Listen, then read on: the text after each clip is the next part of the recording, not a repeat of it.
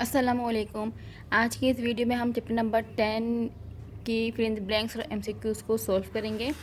Chapter number 10 जो है हमारा वो है प्रॉपर्टीज़ ऑफ मैटर। ठीक है, तो प्रॉपर्टीज़ ऑफ मैटर की हम आज ब्लैंक्स और एमसीक्यू सॉल्व करेंगे, जो कि बुक के पेज नंबर 178 पे है। तो स्टार्ट करते हैं हम आज की वीडियो। 10.2 में यहाँ पे लिखा हुआ है फिल इन द ब्लैंक्स। तो फर्स्ट जो हमारे पास ब्लैंक है वो क्या है कि according to kinetic theory of matter molecules are always in dash motion. ठीक है, तो क्या है according to kinetic theory of matter molecules क्या होते हैं, वो मोशन में होते हैं हमेशा। कौन सी मोशन में होते हैं, वो हमेशा होते हैं रैंडम मोशन में।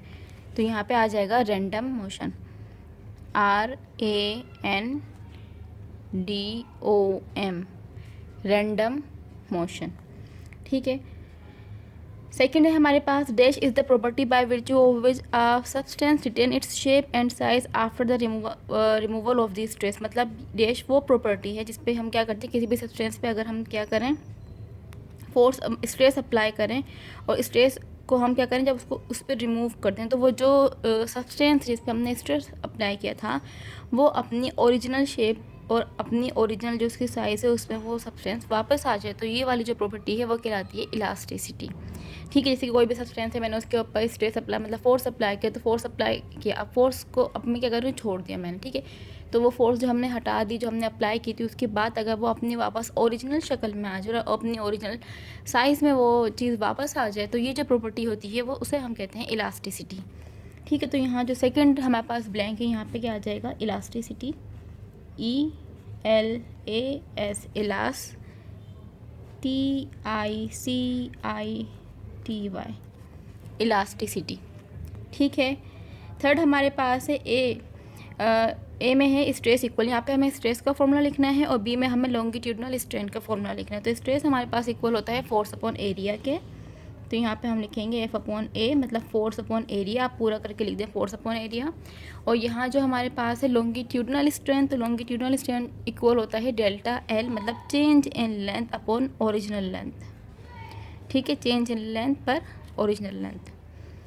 ओके, यहाँ फोर्थ में हमारे पास लिखा हुआ है elastic limit is defined as. Elastic limit किस क्या है, इलास्टिक लिमिट मतलब उसकी होती है मैक्सिमम रीस्टोरिंग फोर्स के, उसकी सबसे ज़्यादा मतलब मैक्सिमम रीस्टोरिंग फोर्स जो होती है वो कहलाती है किसी भी सब्सटेंस की इलास्टिक लिमिट। ठीक है, तो हम यहाँ पे लिखेंगे 4 में maximum restoring force, maximum RESTORING, restoring force. ठीक है, अच्छा फिफ्थ में क्या है कि in the field of elasticity Y stand for. Y को हम क्या कहते हैं, वाई हमारे पास होता है यंग्स मॉड्यूलस। ठीक है, तो यहाँ पे हम क्या लिखेंगे, Y stand for Young's modulus, MODULUS, Young modulus. ठीक है, अब क्या है 6 में, rubber is dash elastic than steel. Rubber क्या है, रबर हमारे पास लेस इलास्टिक है स्टील के मुकाबले में, मतलब रबर क्या है हमारे पास कम इलास्टिक है। ओके, 7 देख लेते हैं। 7 में हमारे पास क्या है, तो इस पर अच्छा ये वाला हमारे पास जो है इंक्लूड नहीं है, 7 तो हम 7 नहीं करेंगे। 8 देख लेते हैं। 8 में हमारे पास क्या है, the instrument use to measure the atmospheric pressure is called के। वो इंस्ट्रूमेंट जिससे हम एटमॉस्फेरिक प्रेशर को मेजर करते हैं उसे हम कहते हैं बैरोमीटर। क्या कहते हैं, बैरोमीटर। तो हम यहाँ पे लिखेंगे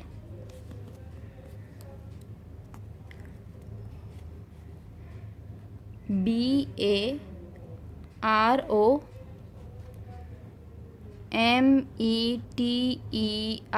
बैरोमीटर। ठीक है, the instrument use to measure the atmospheric pressure is called the barometer. और ये वाली MCQs, ये जो है, ये जो ब्लैंक है, ये बहुत ज़्यादा इंपॉर्टेंट है। ये मतलब ये मैंने अक्सर, ज़रूर नहीं है कि मैं पेपर के हिसाब से नहीं कह रही, ये वैसे ही कह रही हूँ। कहीं पे अगर हम कहीं पे कोई वाइवा हो रहा होता है या कुछ भी है, तो मैंने ये नोट किया है कि ये अक्सर पूछी जाती है ये वाली ब्लैंक ना, instrument use to measure the atmospheric pressure.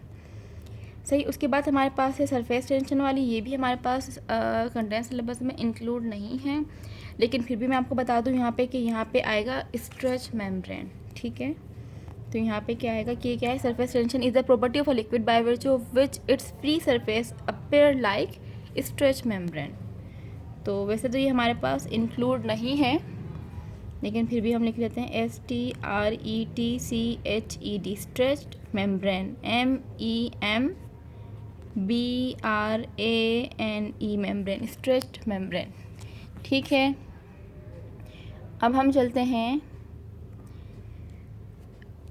10th पे। तो 10th में क्या है, अच्छा विस्कोसिटी वाला भी हमारे पास इंक्लूड नहीं है। ठीक है, विस्कोसिटी भी नहीं है और ये 11th भी हमारे पास इंक्लूड नहीं है, ना ही 10th है ना ही 11th इंक्लूड है। लेकिन फिर भी मैं आपको इसका आंसर बता देती हूँ कि the viscosity of a liquid. अब आपको ये समझ भी नहीं आएगा विस्कोसिटी, जो बच्चे जिन बच्चों ने मतलब कंडेंस सिलेबस पढ़ा है, तो क्योंकि उन्होंने ये टॉपिक ही नहीं पढ़ा होगा।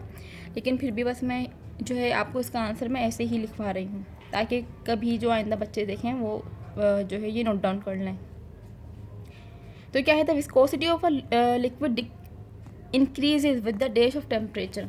तो क्या होता है, जो विस्कोसिटी है वो हमारे पास क्या होती है, इंक्रीज होती है क्या होने से, with the decrease in temperature. मतलब ये टेम्परेचर को अगर हम कम करेंगे या वो टेम्परेचर जो है वो डिक्रीज होगा, तो जो विस्कोसिटी है वो क्या होगी वो इंक्रीज हो जाएगी। ठीक है, तो यहाँ 10th में आएगा डिक्रीज ऑफ टेम्परेचर। अच्छा, उसके बाद हमारे पास है viscosity increases with dash of velocity, के हमारे पास जो विस्कोसिटी है वो इंक्रीज़ होती है क्या करने से, विद डिक्रीज ऑफ वेलोसिटी। मतलब अगर वेलोसिटी कम होगी तो विस्कोसिटी ज़्यादा होगी, और अगर टेम्परेचर भी कम होगा तो विस्कोसिटी क्या है, ज़्यादा है। दोनों ये आपस में इन्वर्सली प्रोपोर्शनल है। तो यहाँ पर भी क्या आ जाएगा, विद डिक्रीज ऑफ वेलोसिटी। अच्छा, 12 में हमारे पास है according to Pascal law dash is transmitted undiminished equally in all direction. तो ये हमारे पास पास्कल लॉ है, ये बात हम अच्छे से जानते हैं कि pressure is transmitted undiminished equally in all direction. तो यहाँ पे आ जाएगा प्रेशर। तो यहाँ पे हमारे पास ये 12 ब्लैंक्स हैं, जिसमें से हमने जो है ये यहाँ पे 7th जो ब्लैंक है वो हमारे पास इंक्लूड नहीं है, और 9th भी इंक्लूड नहीं है। 7th 9th 10th 11th ये हमारे पास कंटेंट सिलेबस में इंक्लूड नहीं है। तो ये हमने fill in the blank solve कर ली है चैप्टर नंबर 10 की। अब हम इसकी कुछ जो MCQs हैं वो हम कर लेते हैं, जो कि है पेज नंबर 179 पे। तो जो पहला, अच्छा MCQs जो पेपर में हमारे पास आते हैं वो इस तरीके से आते हैं कि मतलब जैसे कि पहला आप देख सकते हैं इतना कोई 3 लाइंस का है, तो इतने इस तरीके के MCQs हमारे पास नहीं आ रहे होते, ना ही वो इतने इम्पोर्टेंट होते हैं। ठीक है, तो हम ये नहीं करेंगे पहला वाला, और वैसे भी ये इंक्लूड भी नहीं है। ठीक है, सेकंड भी नहीं करेंगे हम। अब स्टार्ट करेंगे यहाँ पे फोर्थ से 179 पे। फोर्थ जो हमारे पास है हम वहाँ से स्टार्ट करेंगे। तो यहाँ पे क्या लिखा है, elasticity of a substance depends upon. मतलब जो इलास्टिसिटी होती है किसी भी सब्सटेंस की वो किस पर डिपेंड करती है, तो वो पहले में हमारे पास है टेम्परेचर, बी में साइज और सी में नेचर है। तो जो इलास्टिसिटी होती है वो डिपेंड करती है नेचर पे, कि जो सब्सटेंस है उसका नेचर क्या है। सही। 5th पे हमारे पास है Archimedes principle is apply to determine the. तो इसका जो सही आंसर है वो है बी, स्पेसिफिक ग्रेविटी। मतलब स्पेसिफिक ग्रेविटी को डिटरमाइन करने के लिए हम आर्किमिडीज प्रिंसिपल को यूज़ करते हैं। ओके, 6 में हमारे पास है कि rain drop are found spherical in shape because of one of the following properties of water. के मतलब जो रेन ड्रॉप आपने देखा होगा, जो बारिश होती है तो उसकी जो बूंदें होती हैं वो मतलब जो इस तरीके से होती हैं स्फेरिकल। ठीक है, ऐसा ही होता है ना। तो अब वो ये कह रहे हैं कि जो रेन ड्रॉप है इसकी जो ये शेप होती है ये किस वजह से होती है। तो पहला ऑप्शन हमारे पास है सरफेस टेंशन, सेकंड हमारे पास है विस्कोसिटी, थर्ड हमारे पास है प्रेशर। तो ये इसका जो सही आंसर है वो है सरफेस टेंशन। और ये वाली जो MCQs है ये भी हमारे पास इंक्लूड नहीं है। ठीक है, अच्छा 7th में हमारे पास है कि random motion of molecules in a fluid was discovered by. तो इसका जो सही ऑप्शन है वो है Robert Brown, B Robert Brown. ठीक है, 8 में हमारे पास है कि an object appear lighter in water because of one of the property of water. के मतलब पानी में हमारे पास क्या होता है, जो वेट है, जो ऑब्जेक्ट है वो हमें लाइट महसूस होता है, फील होता है। क्यों? Because of buoyancy. तो ए इसका जो सही ऑप्शन है हमारे पास 8 का, उसका जो सही ऑप्शन है वो है ए बायोंसी। अच्छा 9th में हमारे पास है अच्छा 9th भी हमारे पास जो है इंक्लूड नहीं है। और जो 10th है उसमें क्या लिखा है, the force of attraction between the molecules of the same liquid. तो वो क्या है, फोर्स ऑफ अट्रैक्शन मतलब सेम मॉलिक्यूल के दरमियान, लिक्विड के सेम मॉलिक्यूल के दरमियान जो फोर्स ऑफ अट्रैक्शन है वो क्या है, उसका सही आंसर है ए कोहेसिव। ठीक है, इसका सही आंसर क्या है? ए है, कोहेसिव।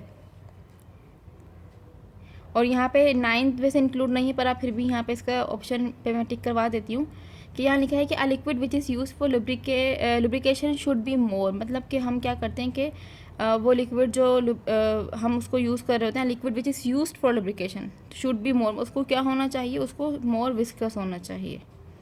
ठीक है, जो लिक्विड हम लुब्रिकेशन के लिए यूज़ कर रहे होते हैं उसको क्या होना चाहिए? उसको मोर विस्कस होना चाहिए। तो ये हमने चैप्टर नंबर 10 जो कि प्रॉपर्टीज़ ऑफ मैटर है, हमने उसकी फिल इन द ब्लैंक्स और एमसीक्यूज को सॉल्व कर लिया है। आपको कुछ भी पूछना हो तो आप मुझसे पूछ सकते हैं। अपने नेक्स्ट वीडियो में मैं आगे जो चैप्टर्स हैं उनकी जो फिल इन द ब्लैंक्स और एमसीक्यूज हैं वो अपलोड कर दूँगी। अपना ख्याल रखें। अल्लाह हाफ़िज़।